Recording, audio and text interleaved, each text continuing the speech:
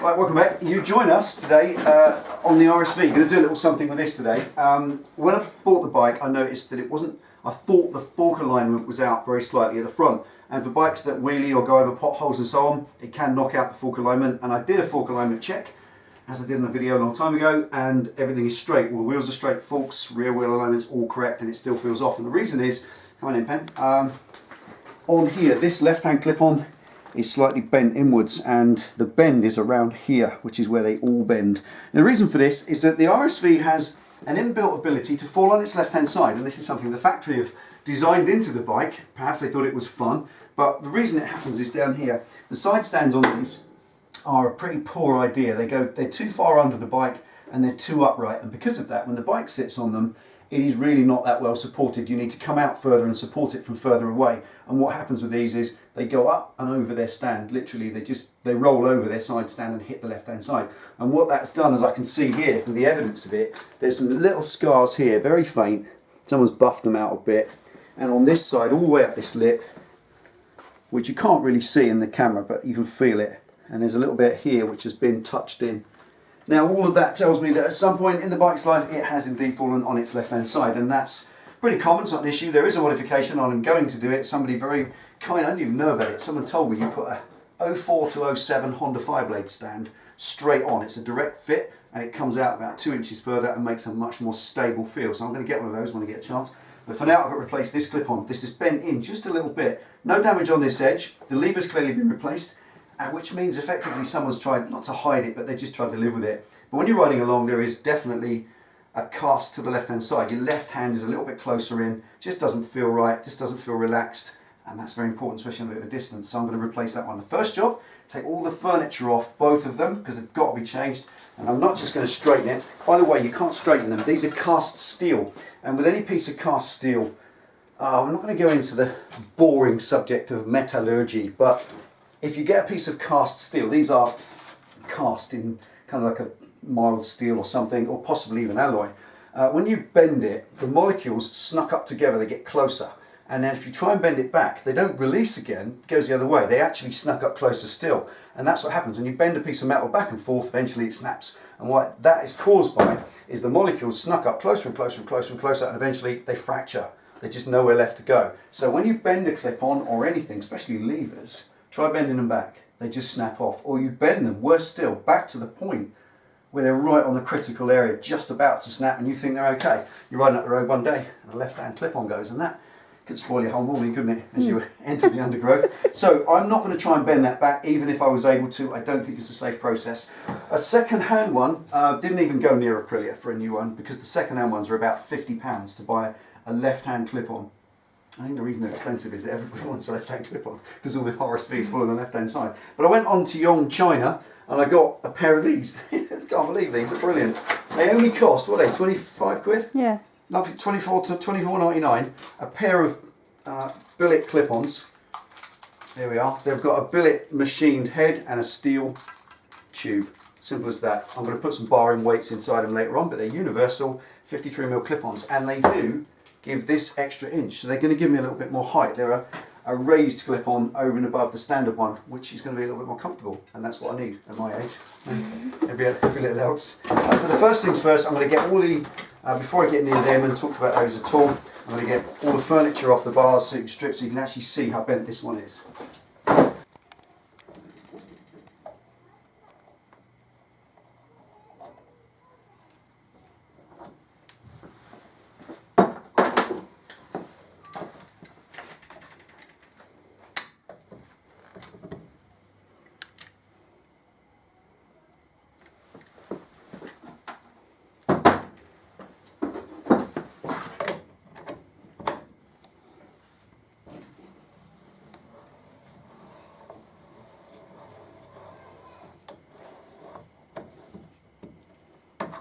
Here we go.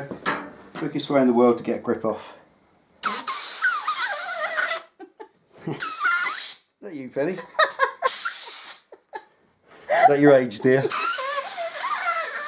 There you go. Stick some ear down the inside of it. Really funny. Sorry. Little things, please, little minds, eh? Honestly, right. Screwdrivers Maximus. Where are we? Fiddly little task, especially when it's on the bench and the bars don't turn.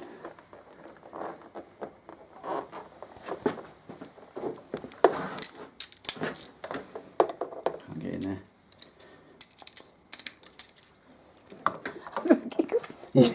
Sorry. Honestly, you know what I mean? Hey, Sorry, you I know was what? trying to be really all the serious. sophisticated comedy in the world, and you get a farting noise is all it takes, isn't it? Hey, that's it. Look at it. Absolutely good for nothing now. I was trying to be really serious. Sorry. I know. God, honestly, don't need much of the most sophisticated humour with you, eh? Posh really girl, trying. eh? Posh girl. Take her anywhere. Oh.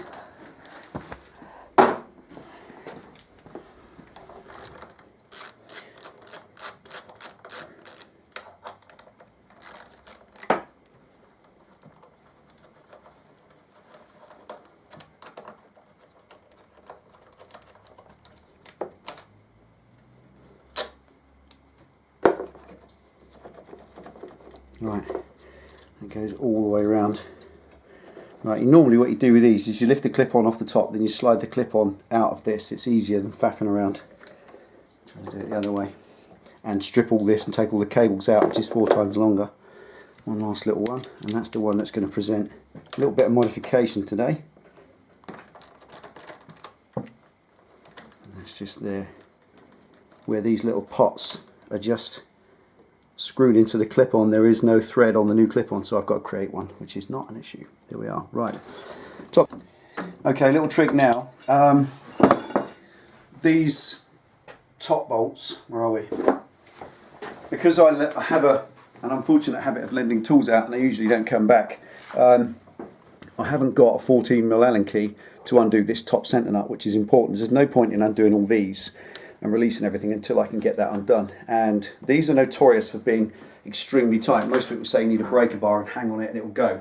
So I haven't got an Allen key at the moment. I can go and get one. They're about £5 or £6 in the tool store. But while I'm here, I've made these in the past out of a bolt, literally. So I've got a 14mm head bolt which goes in nicely, and I can put 90 degrees in that with some heat. See if that works. If that works and just doesn't or snaps, then I'll go and get a proper tool. But let's show you how to make it.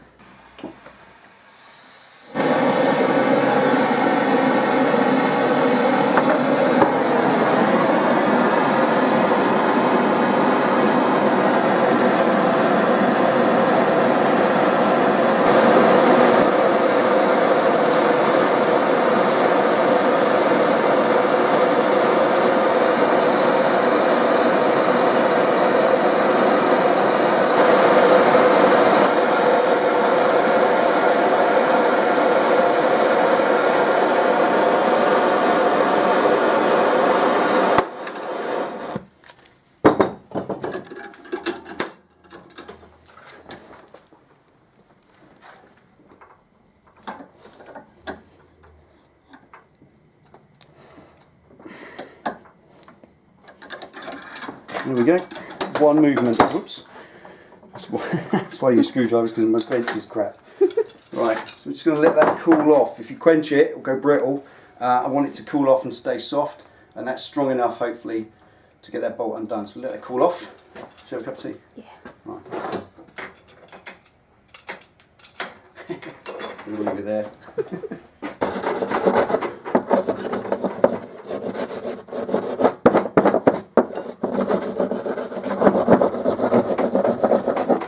Brush. There we go. Little blacksmith item. I've got about a dozen of these. Where's the big one go? Yeah, I've got about half a dozen or so, or whatever. They're just brilliant if you snap them. Just make another one. And all I'm going to do, poke that in. It's a nice tight fit. Just get it out of sight there.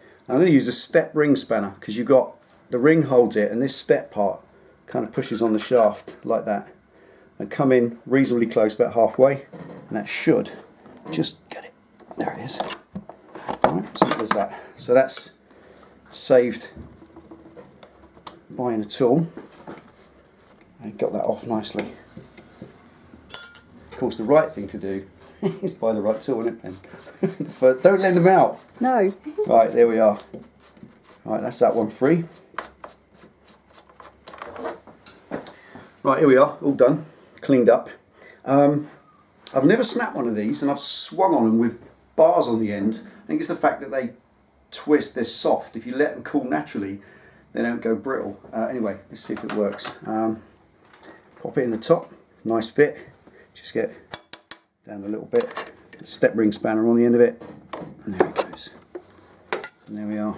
Now, these are a funny old tool, or this bolt's a funny old thing. It's kind of an external collar, and it threads on the inside. Now I'll show you what I mean. It threads on the inside of the tube. There's the inside of the top yoke tube there. That is the top yoke tube that goes all the way down, and it's threaded on the inside. So that cap just holds the top yoke in place. Simple as that. Right, now let's just get the clip-ons themselves. Right, the yoke bolts, just literally loosen them right out. Don't have to take them off completely.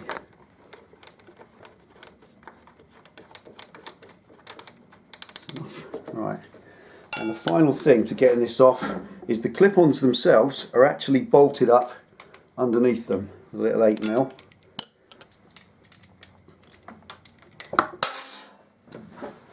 And there it is. Shall I undo them instead? There we are. Little locator bolt underneath that holds the clip-on in place. And that should hold it. That's got to come out completely.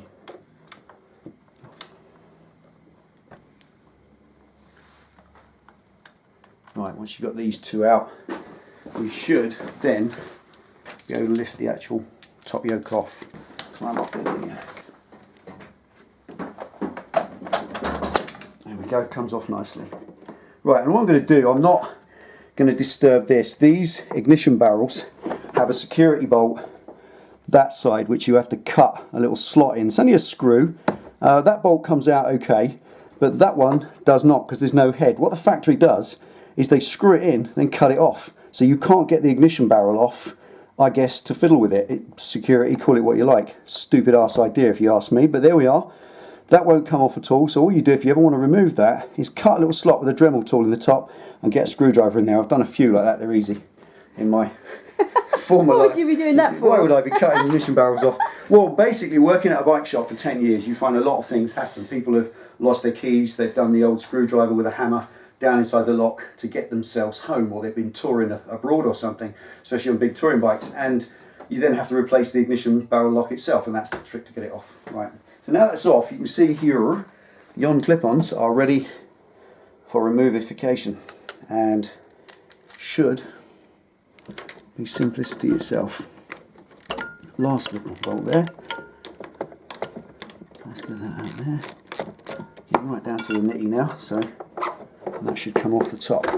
And because I don't want to undo all the cables, I've left this in place until the last minute, and then I just slip it out. Now all that means is that the cables are all nicely routed around these little tracks in here, with the little hammers you have to hook in, fiddly, 3 hours, drop bits under the bench. No need, leave it just backed off and it will slip the new one in. And there we are. Now that clip on, as you can see, is straight. Let's just check the other one. This one. Because you know what, if this one's straight, then I'm just There's something wrong with your arms. Something wrong with my arms, I need to go to the doctor. But it's not, I can see it's bent already, thankfully.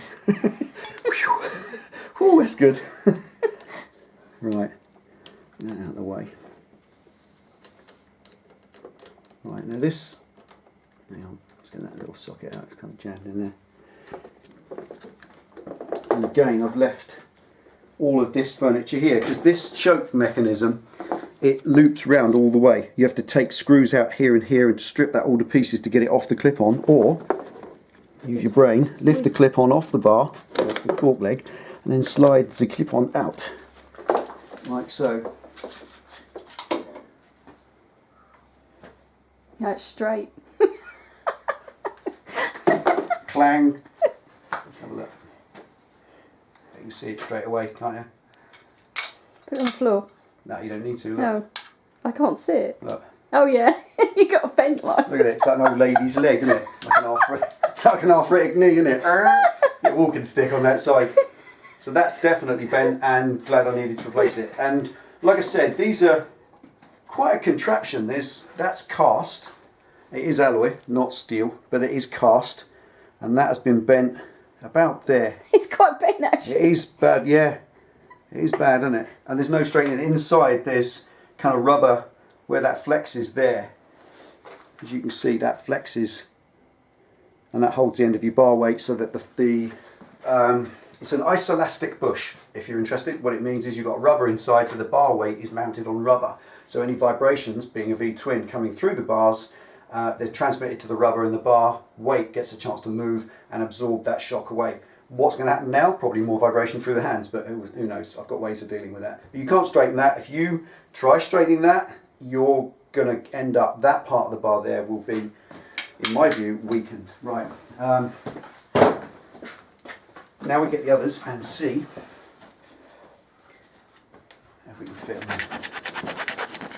Alright, I always do this with universal bars, these little pins, these little plastic pins here, which go in the underside of the clip-on to locate this exactly and stop it turning around the steel clip-on. Right, now what I've done is I file them down, but I leave a little bit. Just leave a bit that you can feel, and that little bit presses on the bar and just holds it still, gives it a bit of resistance, so that is cool, not a problem at all. Right. Just do everything up loosely to start with. Right, a little bit of a decision made on this. It would have to kind of be screwed in there if it was like standard, but I'm not going to bother at all. I'm just going to put something soft under that to protect the steel, or this billet alley, and then I'm just going to cable tie that to there just for now, because what I'm going to do instead is remove this tube and put a little 4-inch tube like the race bikes with the brake fluid in there. That's all you need. This quantity of brake fluid, it's not necessary. I'm just going to put, you know, you've seen them, just put the tubes on instead, which will look a bit neater. Or alternatively come up with some sort of clip that will clip that in there a little bit better than drilling a hole in the clip-on, because I don't think I want to drill a hole in that. Right, so that's left loose for now. Let's get the other one on. Let's scratch my clip-on. Insert from the top. That saves having to release and undo all the mechanism inside here, which is a little bit long-winded.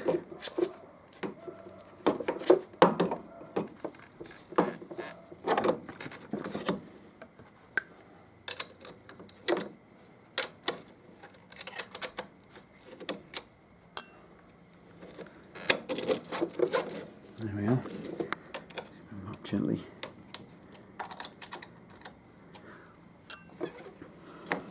Okay.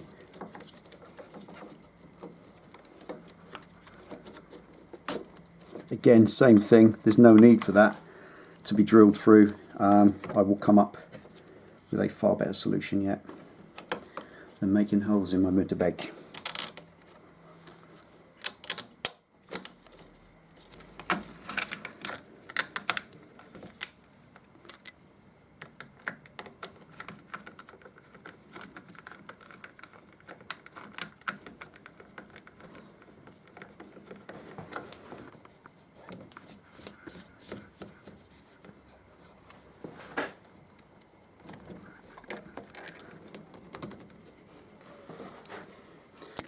Right, we won't use the compressor again because it only makes Penny giggle. Sorry. I know, I'm such a child. Right, if you're interested, the little O-ring in there, the fitment of that little O-ring is a really useful thing to do, because what it does, it stops the water collecting and crap in there, and A, getting into your switchgear, and B, going down inside here, causing your twist grip to move. I don't like gluing, or believe in gluing twist grips in place. If they're fitted to a bone dry bar and they're a good quality soft rubber grip, they won't move. And if they do move, the very most you need is a squirt of hairspray, which is a very mild glue. It slips on, leave it overnight, and they're stuck solid. That's good, that's in place. Right, now we've got them both mounted up with all their switch gear, but everything's free. So now we just pop the yoke back on, and then we can line everything up, make sure it all fits. Okay, then.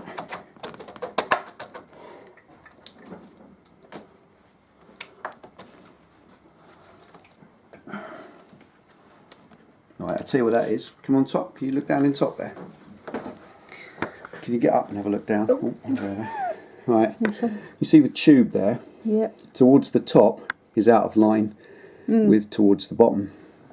It's probably only about 1 mil that top edge is fouling. And the reason for that is, as I've took the top yoke off and the bike's suspended on its weight, the forks have just moved. They're only suspended by the bottom yoke, not the top yoke anymore. So the weight of the bike has done that to the forks by probably 1/10 of a degree, and that has just popped that out of line.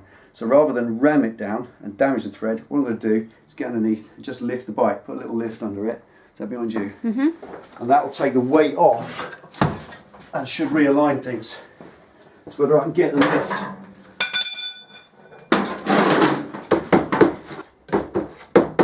That's fun. Oh. Okay, it's all right, up here for thinking. There's nothing under the bike that's solid enough to jack against, only the fairing. Although the front edge of it is real strong, it might be just enough. Right. Come here, Pen. Just show. If you need to do this, I'm literally jacking very gently against the plastics, and as a point of reference, check this out. If I put my fingernail there and just screw that jack just gently, watch. See that lift? Yeah. It's lifted about 5 mil. That's just took enough weight off, just with the flex, purely with the flex of the plastics. Lift that up, and on the other side, should be able to get that back on.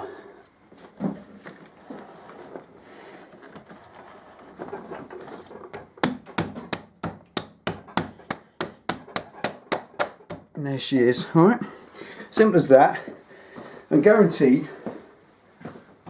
If all you're going to use is the weight of the heel of your hand, you're not going to do any damage, unless you're Samson or Garth or something. And that's just a safe way to do anything. If you're working in a workshop, a lot of you watch the videos, and a lot of you tell us that you've never done anything in the garage. Well, sometimes the garage practices that you use, the things you do and the way you do them, are what get you in trouble if you do something wrong. And there is nothing worse or more damaging than ham-fisted mechanical work practices. Where's that bolt? There it is. I'm going to pop this back in, and I'll check this after. I'm going to do a little road test on the bike when it's all back together, and I'll check the torque on this in the centre, and I'll torque it up. I think, as far as I'm aware, I've done several of these in the past, super fine thread, very, very tiny pieces, but there's lots of it. And as far as I know, please check your manual for your bike if you're going to do this, but it's 80 Newton meters as far as I know, which is hellish tight, it really is. But it is your major suspension. You saw just then what happened when you do it up, or when you take that top yoke off. You saw the amount of flex, so that is important. That's in place and correctly in place. So do yours up properly too. For the moment, I'm just going to give that there. That feels like about 40-50 newtons, and I'll do the proper length later. Now, all that leaves me to do now,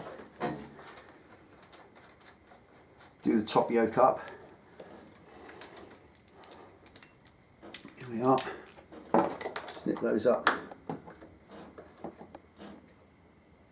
And do a little check on any top yoke on these particular forks.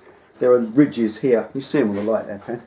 These little ridges they put in the top of the fork leg, and check that you have. I've got two showing exactly this side, and two blocks showing exactly that side. So that shows me that the yoke is down. But before you do the side up, do the centre up, obviously, because doing up the centre nut snucks the thing down, finds it in its nice base, and then do the sides up afterwards in that order.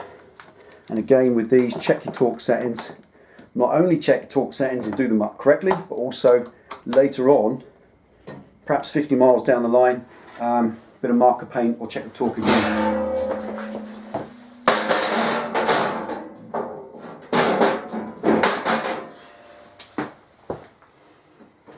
This is the scary bit.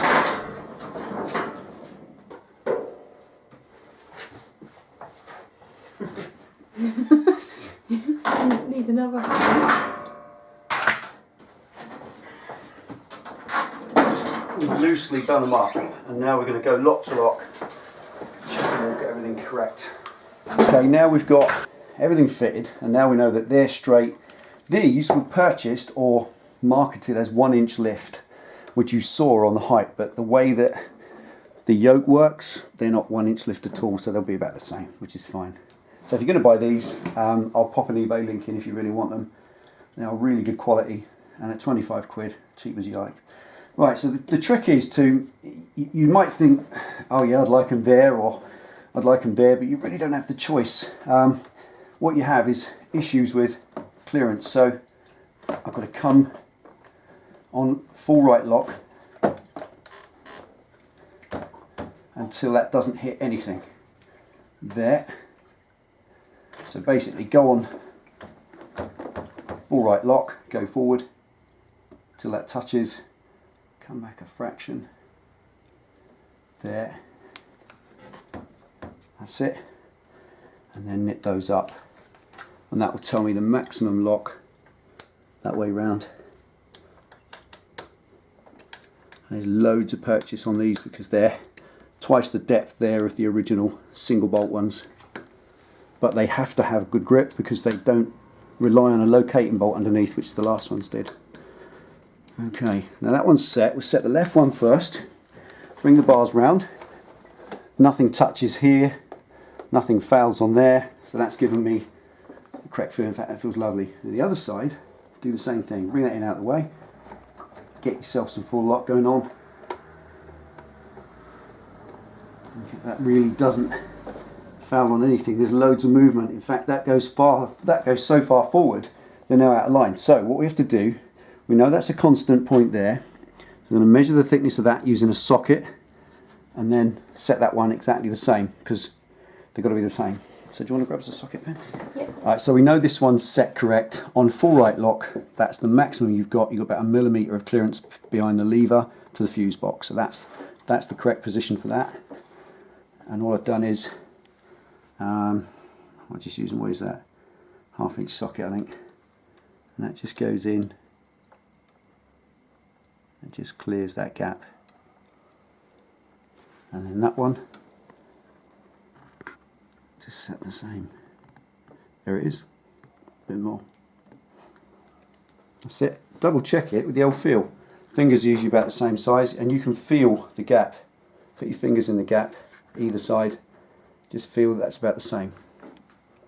Feels absolutely perfect. And we just nip that one up. Now, what I'll do for the first few days I'm riding about, I shall just take this in my pocket with me, and if I need to make a little adjustment, it doesn't take a second, does it? And once I'm absolutely sure they're absolutely cock on, bang on correct, I'll just make a Tipex mark there and one on the yoke, and then you just line up the dots in the future. Just a little point of reference. Just feel that. I reckon that's about 10 or 12 Newton meters. That's not much. But do them up. Any of these, when you get double pinch bolts on the same casting, remember that doing one up loosens the other until they both get to the correct pressure. There we are, you feel them.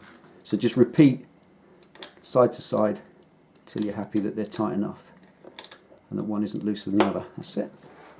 There we are. And finally, I'm not going to bother with this. All you do now is you will go round all the controls. So set the levers at the right height, set the switch gear in the correct places, make sure that everything works. Now your cables are pinched, make sure that the lock to lock is correct. If you can get the front end off the ground without pressing on the fairing like this bike has to, you can just get your full lock, make sure that it's all free flowing, because you've taken that whole front end apart. When you put it back together, it's very important that you do it and that everything is safe. So when you take your test ride after doing the job, make sure that that is a very careful ride in an area where there's preferably no traffic. So just give it side to side, make sure that everything feels correct. And honestly folks, if it feels any different to the way it did before, then it is different. And if it feels different, there's something you need to look at. So take note of your feelings, the way you feel for the bike. You only need to be riding a year or so and you'll get a feel for your own bike. If it feels wrong, it is wrong. So come back, reassess what's happened, and if you need to go back to the beginning and start again, then do that. It doesn't cost anything, does it? But it does cost a lot when you get it wrong and you just ignore it. So there we are. What do you reckon, Pam? Cool. Clip-ons. No Straight. higher. No, they're But not now at least they higher. point in the same direction. Oh well. That's it. Don't forget to take the towel off before you go out. Take it easy, ride safe. See you next time.